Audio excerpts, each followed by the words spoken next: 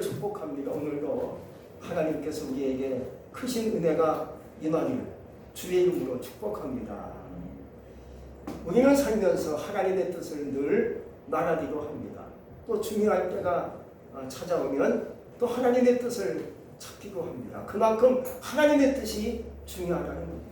그러나 우리는 하나님의 뜻을 나의 마음과 생각과 나의 규정에 맞춰서 그 하나님의 뜻을 해석하고 말할 때가 많습니다. 가령 이렇습니다. 일이 잘 풀리면 하나님의 뜻이고 일이 안 풀리면 주님의 뜻이 아니고 라고 해석할 때가 굉장히 많습니다만 꼭 그렇지 않을 수 있다는 거예요. 구약에 보면 요셉이라는 사람이 나오지요. 요셉이 애굽으로 팔려가 노예 생사가 되었을 때 아이고 요셉에게 인생의 불행이 찾아왔구나. 하나님이 요셉을 버리신 거 아니야.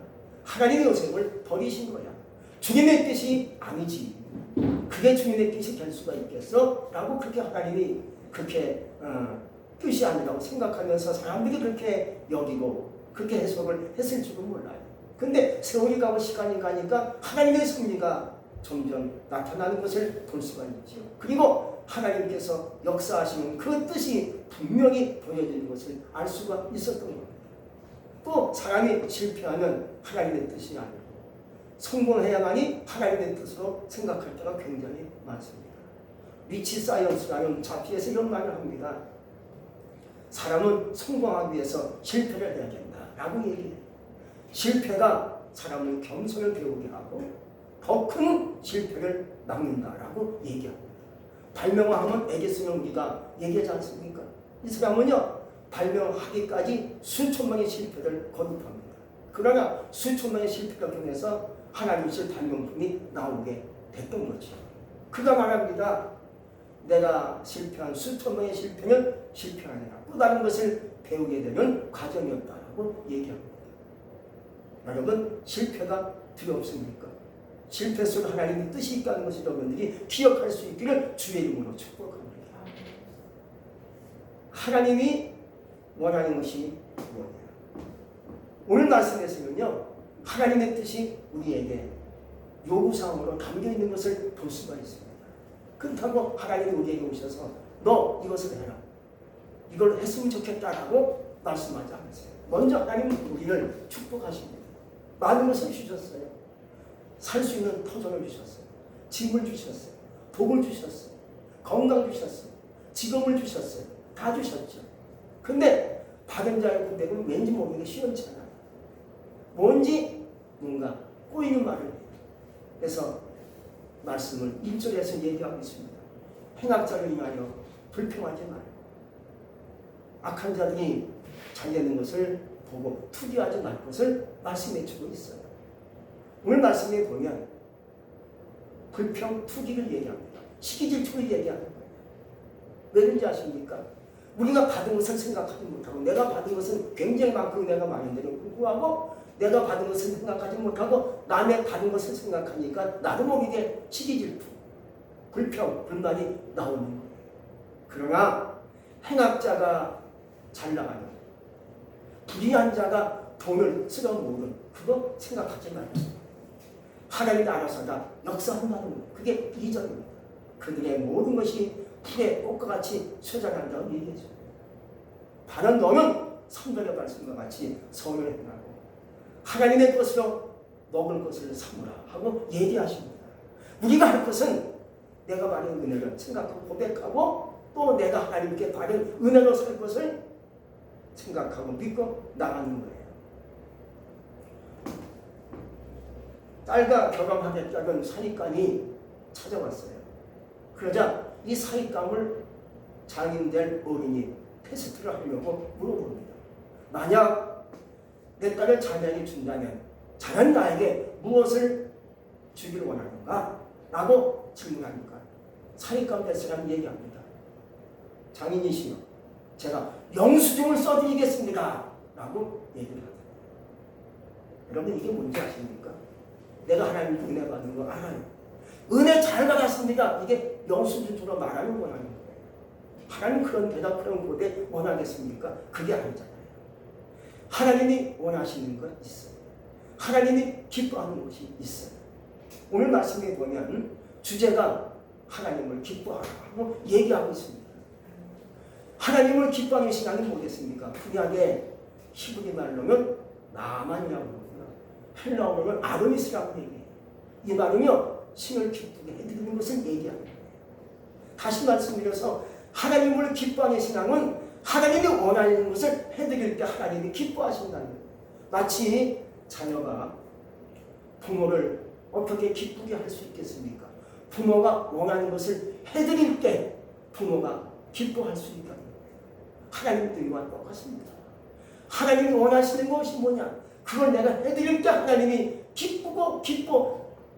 기뻐하면서 속도치고 소리친다는 거예요. 하나님. 우리 그러므로 어떻게 해야만이 하나님이 기뻐하실까? 첫 번째, 믿음을 가져야 된다고 얘기하고 있습니다.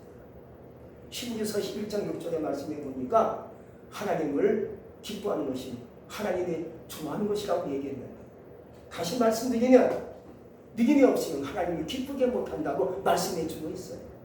믿음이 뭐겠습니까? 확신, 의지, 신뢰, 이렇게 얘기하고 있습니다. 내가 누구를 신뢰하고 확신하고 믿고 나갈 것인가? 하나님 우리에게 오늘 말씀해 주고 있어요. 하나님만 믿어라. 하나님만 신뢰하라. 하나님만 의지하라. 그거에 이렇게 되기까지는요, 너의 생각을, 너의 태도를 하나님 앞에 바꾸라는 거예요. 우리는 살면서 지금까지 살아온 경험이 있고, 나의 의지가 있고, 생각이 있고, 내 뜻이 있어요. 이걸 바꾸는 거예요. 하나님 앞에서. 내 뜻을 펼치면요, 하나님의 믿음을 가질 수 없어요. 내 의지를 자꾸만 얘기하고 내 생각을 자꾸만 표출하면요, 하나님의 그 뜻을, 하나님의 그 믿음을 가질 수 없는 거예요. 그래서 내 생각을 이기고 내 판단을 뛰어넘어서 하나님을 믿는 신앙을 얘기하는 것이 믿음이라는 거예요. 그러므로 믿음으로 산다는 것은요, 내 경험을 잘라내고 내 생각을 뒤로 하고 하나님 말씀을 그대로 믿고 지키는 것을 얘기하고 있어요. 세상에는 지금요, 믿을 만한 구성이 많이 나와 있어요. 내가 즐길 거, 내가 보고 듣고 말하는 거 얼마나 좋아요. 내가 가고 싶은 거 얼마나 많아요. 내가 믿음 구석이 굉장히 많죠. 거길 가야만이 내 마음이 좋은 것 같아요. 내가 놀러 가야만이 오늘도 마음이 풀릴 것 같아요. 믿는 구석이 거기 있는 거죠. 그러나 하나님은 그게 아니라는 거예요. 그게 아니고 다만 너는 말씀을 그대로 믿고 그대로 살 것을 우리에게 성경은 말씀해 주고 있는 것에 바로 그것이 믿음으로 사는 하나님을 기뻐하는 신앙이라는 거예요. 두 번째는요, 하나님의 전을 사모하라고 얘기합니다. 예루살렘을 살아가는 자가 형통하리로다. 시편 122편 1절에 말씀해 주고 있어요. 여러분, 하나님을 사랑하십니까? 하나님의 전을 사모하시기 바랍니다. 하나님의 전을 사모한다는 것은 예배를 사모하는 것을 얘기합니다. 왜 하나님 앞에 나오겠습니까? 왜 하나님께 나와서 이렇게 모여서 있는 겁니까? 첫 번째가 예배를 하나님께 드리기 위해서 하나님의 전을 사모하고 주님 앞에 주일날 나오는 거예요. 그러므로 하나님께 예배를 드린다는 것은 내 몸과 마음과 시간과 물질까지 하나님께 드리는 것을 이것이 바로 예배라는 거예요. 예배는 하나님께 드리는 거예요. 아벨은 양의 첫 새끼를 하나님께 드려 제물로 바쳤습니다. 아브라함은 100세에 낳은 아들 이삭을 하나님께 드리고자 마음을 결심하여 하나님이 원하시는 선으로 나아가게 됐습니다. 예수님은 인류를 위해서, 세상의 모든 사람을 구원하기 위해서 십자가에서 자신의 몸을 던져서 드렸습니다. 만약 예수님이 십자가에서 자신의 몸을 드리지 않았다면 우리는 이 자리에 없었을 거예요. 우리가 구원이 우리에게 올 수 있었겠습니까? 예수님이 자신의 몸을 드려서 하나님께 바치셨기에, 제물로 드렸기에 우리가 구원받아 이 자리에 온 줄로 믿습니다. 이것이 예배라는 거예요. 하나님께 예배를 진정 올릴 때 하나님이 기뻐하고 소리쳐 찬송하시는 줄로 믿습니다. 하나님이 박수 치실 줄로 믿습니다. 내가 너를 기뻐한다. 네가 너의 삶에 예배가 중심이 됐구나. 예배하면 못 사는 사람이 됐구나. 그럴 때 주님이 좋아하시고 기뻐하시리라 여겨집니다. 세 번째는요, 사람을 살리라는 거예요. 교회를 세우고 하나님의 성전을 짓는 것은 뜻이 뭐겠습니까?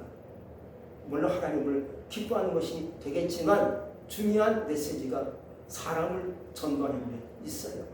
왜 교회를 세우고 하나님의 전을 건축하여 하나님의 뜻을 감당하려고 하겠습니까? 사람을 구원하기 위해서 교회를 세우고 하나님의 전을 건축하고 짓는 거예요. 왜 전도하겠습니까? 사람을 살리기 위해서 전도하고 복음을 전파하는 거예요. 지금 아프간에서 많은 엄청난 비극이 생기지 않습니까? 거기 남아있는 선교사들이 있어요. 그걸 생각 못했네요. 선교사들이 있어요. 그들이 지금 죽음 직전에 와 있어요. 탈레반이 지금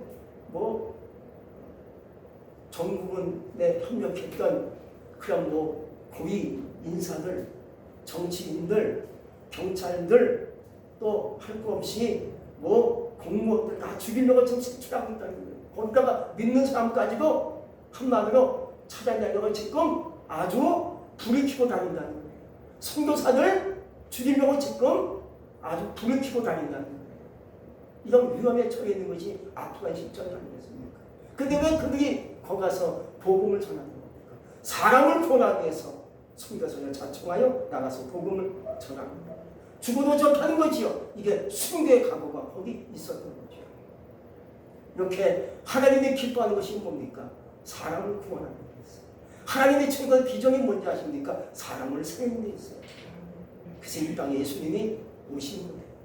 너무의 세상이 죄악에 파묻혀 있고 너무 세상이 흉흉하고 도저히 어찌할 수 없으니까 이 땅에 주님이 오셔서 인류를 위하여 희생하시고 십자가 지게 되신 줄로 믿습니다. 여러분 전도하면 복 받는 거예요. 전도했으면 하나님의 은혜가 임해요. 아주 오래전 얘기죠. 벌써 한 10년 된 것 같아요. 인천에 어느 교회님이 좋은 교회예요. 그 교회 오면 집사님이 결혼했는데 7년 동안 아기를 못 가져요. 그 여인의 그 집사님의 소원은 애 갖는 것이 소원이야. 늘 기도하는 소원이 애 갖는 거예요. 하나님 나에게 아기 하나 주세요. 근데 애가 없어요. 근데 마침 그 교회에 제가 전도학교를 하게 됐어요. 전도학교 훈련을 하는데 석 달 동안 하게 돼요. 12조를 하게 되는 것인데 그 집사님이 그 전도학교에 참여했어요. 그래서 그냥 늘 전도하는 거예요. 전도를 시키고 나가서 전도하고 그렇게 하는데 석 달 동안 계속 전도하는 거예요. 그 훈련을 제가 시켰지요. 근데 거의 그 시간에 간증을 해요. 근데 그 집사님이 간증하는데 아기가 들었었다는 거예요. 할렐루야. 전도하다가 얼마 전에 하다가 한 달, 두 달 정도 전도하는데 아기가 들었었다는 거예요. 그걸 간증하는데 사람들이 다 박수치고 환호하고 막 그냥 축하드려야지. 이게 뭡니까? 전도하니까 되더라고요. 전도하니까 하나님의 역사가 나타나요. 전도하니까 기적이 나타나게 된 줄로 믿습니다. 여러분 오늘날 구원의 방주가 되어야겠는데 하나님께서 노아에게 얘기하십니다. 너는 너를 위하여 방주를 만들라. 왜? 이게 구원의 방주가 되는 거예요. 창세기 6장 14절에 주님이 말씀해 주고 쪽에서 노아가 120년 동안 걸쳐서 방주를 만들지 않습니까? 그래서 가족을 다 구원시켜요. 오늘날 이 구원의 방주가 유감선이 되고 있는 것 같아요. 유감선은요, 먹고 마시고 놀고 쾌락을 쫓는 것이 유감선이 아닙니까?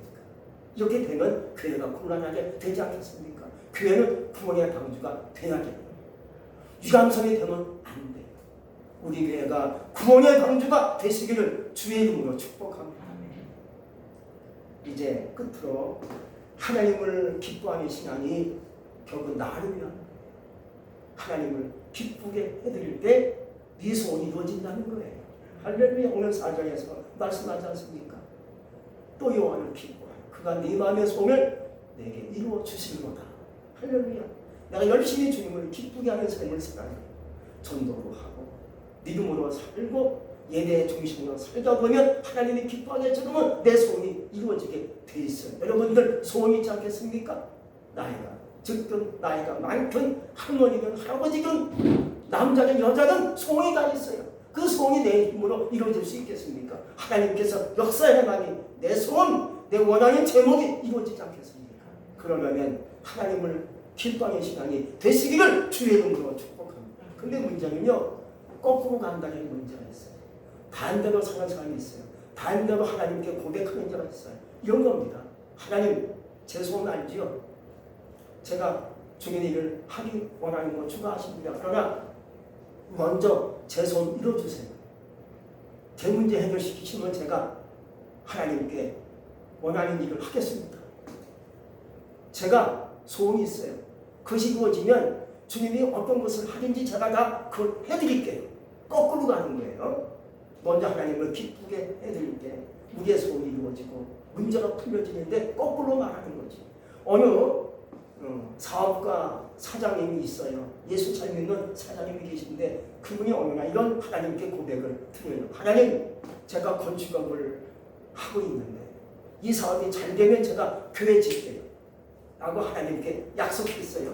근데 하나님이 그 이후로 받으셨는지 사업이 잘 돼요. 떨려가지고요 1년에 수백억 개의 매출이 일어나요. 그럼 교회에 쳐야겠지 않습니까? 그런데 이분이 욕심이 생겼는지 하나님 미안합니다. 죄송합니다. 제가 하나님께 복 받은 거 알아요. 잘 받은 거 알아요. 영수증적으로 얘기하는 거지요. 그렇지만 2년만 기다려주세요. 제가 그때 이제 2년 후에 교회를 2층을 짓겠습니다.